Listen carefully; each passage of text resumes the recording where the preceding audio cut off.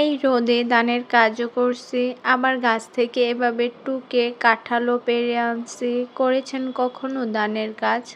আর কাঁঠাল পেড়ে এনে তো গরম লেগে গেছে কাঁঠাল খাওয়ার পর। তারপর আবার ছোট্টখাটো একটা সুইমিং পুল বানিয়ে গোসলও করছি। আসসালামু আলাইকুম, কি অবস্থা সবাই, কেমন আছেন? বৃষ্টি হওয়ার জন্য আম্মার ধানগুলা শুকাতে পারিনি, যার জন্য ঈদের পর আম্মার ধান রোদে দিছে। আরও একটা রোদের প্রয়োজন ছিল, যার জন্যই রোদে দিছে। আর এগুলা ছিল সিদ্ধ ধান, মানে যে চাউলের আমরা ভাত খাই। তারপর আমি চলে যাই আমার আম্মার লাগানো চাল কুমড়া গাছ দেখতে। আর ওই গাছে প্রচুর পরিমাণ চাল কুমড়া ধরে আসছিল। আর চাল কুমড়া গাছ শুধু লাগালেই হয় না, যত্ন দিতে হয়, যেটা আমার আব্বা করে। তারপর কাঁঠাল গাছের কাছে গিয়ে দেখি যে কাঁঠাল পেকে আছে, যদিও জানতাম না। এভাবে টুকার পর দেখি কাঁঠাল পেকে আছে। এভাবে কে কে কাঁঠাল পেরেছেন বা এভাবে টুকে কে কে কাঁঠাল পাকা পেয়েছেন অবশ্যই কমেন্ট করে জানাবেন। আমরা গ্রামের মানুষ, ছোটবেলা থেকে এগুলা দেখে অভ্যস্ত। এভাবে অনেক কাঁঠাল পারছি ছোটবেলা। পাকি কাঁঠালগুলোও টুকে দেখছিলাম যে কাঁঠাল পাকছে কি না। আর তারপর চলে যাই হচ্ছে লেবু গাছের কাছে, যদিও এখান দিয়ে আস্তে আস্তে যাচ্ছিলাম বয়ে যে সাপ বা জোক থাকতে পারে।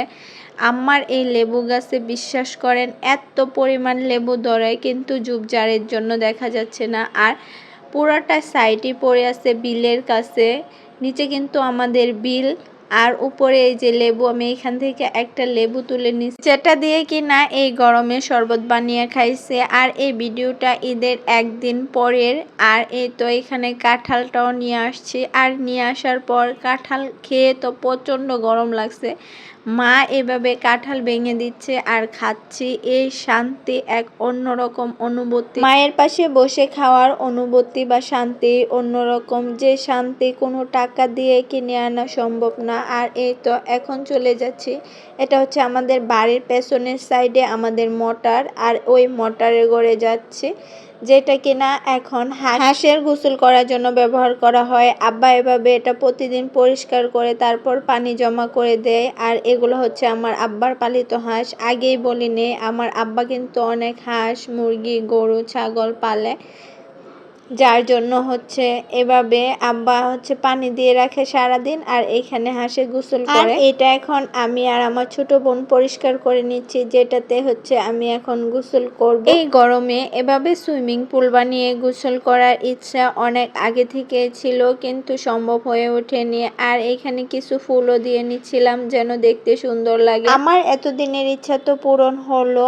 আর এটা ডিপ মোটরের পানি হয়, পানিটা প্রচুর ঠান্ডা ছিল। এবার একটা সত্যি কথা বলি, দেখা যায় প্রতিটা ফ্যামিলিতে বড় বোন আর মেজো বোন কাজ করে, ছোট বোন রাজকন্যার মতন ঘুরে বেড়ায়। কিন্তু আমার ব্যাপারটা সম্পূর্ণ আলাদা।